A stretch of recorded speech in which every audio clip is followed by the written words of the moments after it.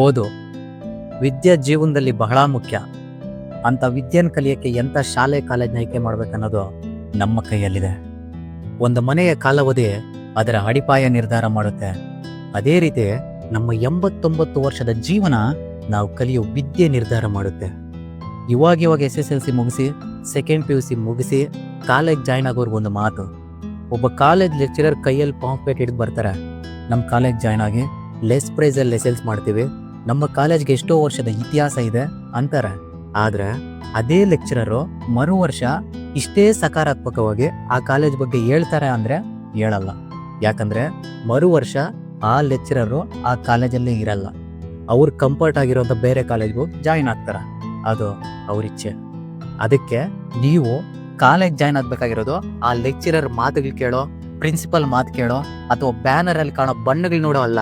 ಆ college senior ನೋಡಿ, on time lecturers classes ಮಾಡ್ತಾರಾ, ಟೈಮ್ ಪಂಕ್ಚುಯಾಲಿಟಿ ಅನ್ನೋದು ಇದೆಯಾ, ಜೀವನಕ್ಕೆ ಪಾಠನೆ ಮಾಡ್ತಾರಾ ಅಥವಾ ಎಕ್ಸಾಮ್ಸ್ ಮಾತ್ರ ಮಾಡ್ತಾರಾ ಅಂತ ನಿಮ್ಮ ಸೀನಿಯರ್ಸ್ ಇಂದ ಫೀಡ್ಬ್ಯಾಕ್ ತಗೊಂಡು ಅನಂತರ ಆ ಕಾಲೇಜ್ ಜಾಯ್ನ್ ಆಗ್ಬೇಕು.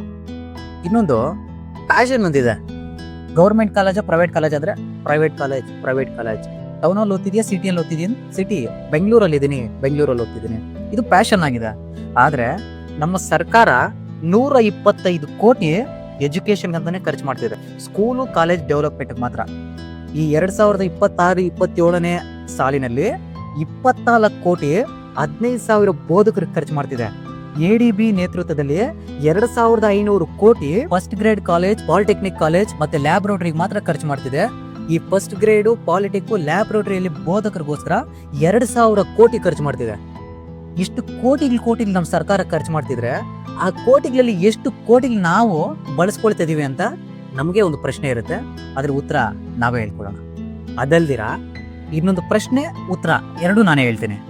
ವಿದ್ಯೆ ಮುಖ್ಯನಾ ದುಡ್ಡು ಮುಖ್ಯನಾ ಅಂದ್ರೆ ವಿದ್ಯೆನೇ ಮುಖ್ಯ, ಜ್ಞಾನನೇ ಮುಖ್ಯ. ಯಾಕಂದ್ರೆ ಪ್ರಪಂಚದಾದ್ಯಂತ ಅತಿ ಹೆಚ್ಚು ದುಡ್ಡು ಮಾಡಿರುವಂತ ಏಕೈಕ ವ್ಯಕ್ತಿ Elon Musk is the richest person in the world. ಅಂತ ರಿಚೆಸ್ಟ್ ಪರ್ಸನ್ ಆದ ಎಲಾನ್ ಮಸ್ಕ್ ಅವರು ನಮ್ಮ ದೇಶ ಭಾರತ ದೇಶದ ಜ್ಞಾನವಂತರಲ್ಲಿ ಒಬ್ಬರಾದಂತ ಸುಬ್ರಹ್ಮಣ್ಯನ್ ಚಂದ್ರಶೇಖರನ್ ಅವರ ಹೆಸರನ್ನ ಎಲಾನ್ ಮಸ್ಕ್ ಅವರ ಮಗನ ಹೆಸರಾಗಿ ನಾಮಕರಣ ಮಾಡ್ತಾರೆ. ಇದಕ್ಕಿಂತ ಬೇರೆ ಉದಾಹರಣೆನೇ ಬೇಕಿಲ್ಲ. ದುಡ್ಡಿಗಿಂತ ವಿದ್ಯೆನೇ, ಜ್ಞಾನನೇ ಬಹಳ ಮುಖ್ಯ. ದುಡ್ಡು ಇರೋರು ಅವನ್ ದೇಹ ಇರೋರ್ಗು ಬದುಕಿರ್ತಾರ, ಆದ್ರೆ ವಿದ್ಯೆ ಜ್ಞಾನ ಹೊಂದಿರೋನು ದೇಹನ್ ಕಳ್ಕೊಂಡ್ಮೇಲೂ ಬದುಕಿರ್ತಾರ. ಅದಕ್ಕೆ ಉದಾಹರಣೆ Swami Vivekananda, APJ Abdul Kalam, sir M Visvesvaraya, doctor BR Ambedkar ಅವರು ಇವತ್ತಿಗೂ ಬದುಕಿದ್ದಾರೆ, ಇನ್ ಮುಂದೇನು ಬದುಕಿರ್ತಾರೆ. ಈ ಭೂಮಂಡಲ ನಶಿಸಿ ಅಂತ್ಯವಾಗೋವರೆಗೂ ಬದುಕಿರ್ತಾರೆ. Because power of the knowledge. ನಾವು ಮಧ್ಯಮ ವರ್ಗದ ಕುಟುಂಬದವರು, ನಾವು ಕೆಳವರ್ಗದ ಕುಟುಂಬದವರು ಅಂತ ನಿಮ್ಮ ತಲೆಗಳಲ್ಲಿದ್ದು ಇಲ್ಲ ಯಾವನಾದ್ರೂ ಹೇಳ್ತಿದ್ರು, ನೀವು ಅದನ್ನೇ ತಲೆಯಲ್ಲಿ ಇಟ್ಕೊಂಡಿದ್ರು, ನಿಮ್ಮ ಅಪ್ಪ ಅಮ್ಮ ಗೆಳೆ, ಅಪ್ಪ ನಾನು ಓದಿಗೆ ₹1 ಖರ್ಚು ಮಾಡ್ತಿದ್ದೀರಾ, ನಾನು ತಿರುಗಾಡ ಗಾಡಿಗೆ ಮಲಗೋ ಮಂಚಕ್ಕೆ ₹2-3 ಖರ್ಚು ಮಾಡ್ತಿದ್ದೀರಾ. ಇನ್ನು ಮುಂದೆ ನೀವು ನನ್ನ ಗಾಡಿಗೆ ಮಂಚಕ್ಕೆ ಖರ್ಚು ಮಾಡಬೇಡಿ. ಯಾಕಂದ್ರೆ ನಾನು ಜನರ ಕಣ್ಣು ಕಾಣೋ ಥರ ಗಾಡಿಯಲ್ಲಿ ಹೋಗ್ಬೇಕಾಗಿಲ್ಲ, ಆ ಜನರ ಮನಸ್ಸಲ್ಲಿ ಉಳಿಯೋ ಥರ ಜ್ಞಾನ ಸಂಪಾದಿಸ್ಬೇಕು. ಅದಕ್ಕೋಸ್ಕರ ಖರ್ಚು ಮಾಡಿ. ಮುಂದೊಂದು ದಿನ ಇವಾಗ ಸಂಪಾದಿಸಿದ ಜ್ಞಾನನೇ ಗಾಡಿ, ದುಡ್ಡು, ಮನೆಯನ್ನು ಸಂಪಾದಿಸುತ್ತೆ ಅಂತ ನಿಮ್ಮ ಅಪ್ಪ ಹೇಳಿ. You should spend money for acquired knowledge. ನೀನು ದುಡ್ಡನ್ನ, ಸ್ಕಿಲ್ಸ್ನ ಡೆವಲಪ್ ಮಾಡ್ಕೊಳ್ಳೋದಕ್ಕೋಸ್ಕರ ಖರ್ಚು ಮಾಡಬೇಕು. ಈ ವಿಡಿಯೋ ಮಾಡೋಕ್ಕೆ ಮುಖ್ಯ ಉದ್ದೇಶ ಎರಡಿದೆ. ಒಂದು, ನೀವು ಶಾಲೆ ಕಾಲೇಜ್ ಬಹಳ ಎಚ್ಚರದಿಂದ ಆಯ್ಕೆ ಮಾಡಬೇಕು, ಜಾಯ್ನ್ ಆಗಬೇಕು. Student life is a golden life, ಬಂಗಾರದಂಥ ಜೀವನ ಅಂತಾರೆ.